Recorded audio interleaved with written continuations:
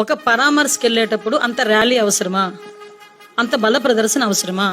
ఒక ప్రతిపక్ష నాయకుడు మీటింగ్ కి జనాలు ఎంతమంది వస్తున్నారన్న సంగతి ఇంటెలిజెన్స్ రిపోర్ట్ తెలియదా? ఇంటెలిజెన్స్ వాళ్ళకి ఆ మాత్రం బుర్ర లేదా? తన నిర్లక్ష్యంగా ఇద్దరు చనిపోయారు. అతని నిర్లక్ష్య కారణంగా. ఇది ప్రభుత్వ వైఫల్యం కాదా? ఇది పోలీస్ వైఫల్యం కాదా?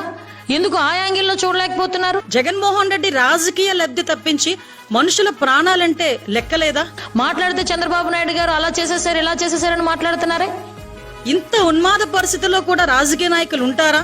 కానీ ఈరోజు ఎందుకు ఇంతలా బురద జల్లే కార్యక్రమం చేస్తున్నారు? ఎందుకు ఇంతలాగా మీరు దాన్ని కూడా రాజకీయం చేయడానికి, రాజకీయ లబ్ధి గురించి ఆలోచించడానికి మీరు మాట్లాడుతున్నారో ఒక్కసారి మీ గుండెల మీద చేసుకుని ఆలోచించండి. ఒక్కొక్కసారి రాజకీయాలు ఇంత దిగజారిపోయాయా అనిపిస్తూ ఉంటారు. ఒక పక్క నుంచి ఆలోచన చేస్తూ ఉంటే ఏంటి రాజకీయాలు ఇంత దిగజారిపోయాయా అనిపిస్తుంటుంది. ఇంకో 10 తరాల తర్వాత కూడా తెలుగు సినిమా నటి ప్రస్తావన వస్తే ముందుగా నీ పేరే తలుచుకుంటాను.